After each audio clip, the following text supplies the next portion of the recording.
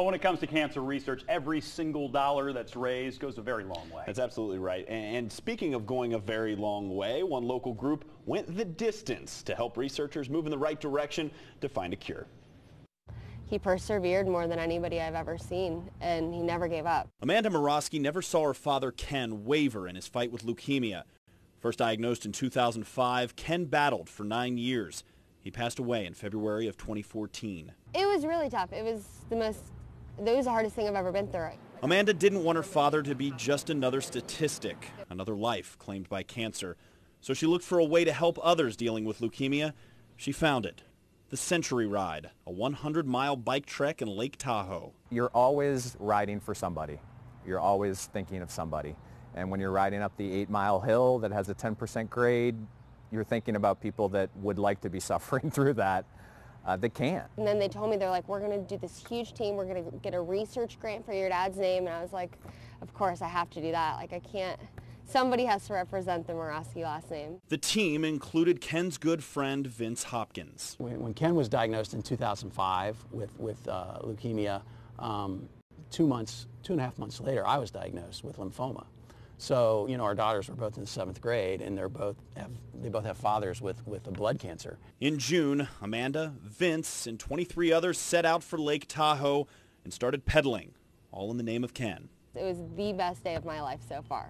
It was the most rewarding in all aspects. Did you feel your dad with you while you were riding? The entire time. It was incredible. Most teams in the ride average about $8,000 in money raised.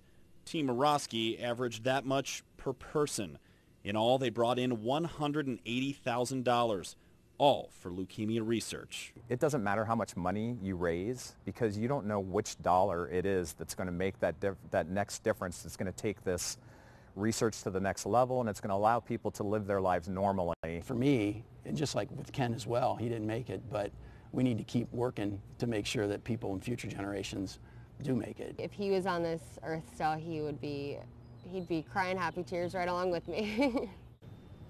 There's some great pictures right there. And you know, I was talking to Vince, who said he was diagnosed just a couple of months after Ken, and he said, you know, he still has cancer. He still has lymphoma. He rode 100 miles in Lake Tahoe on this ride, but he said each time that the cancer has come back, the medicine that he's able to take has gotten better and better. So that's just a testament to how far research can come in such a short time. Right. You know, and the fact that those dollars really do matter. And like Tom said, you don't know which dollar's going to exactly which dollar's going to put it over the top. Right. Yep. Right. Yeah, that was good stuff there. So, you know, and then Amanda says that this entire experience has really changed her. It's inspired her. She's going to continue her efforts to raise money. She's actually got a friend who's battling cancer right now. She's going to run in the Queen Bee Half Marathon in October, and she's running for Liz Lothorpe, who is in that fight right now, and hopefully she can pull through that. Too many people are. Absolutely.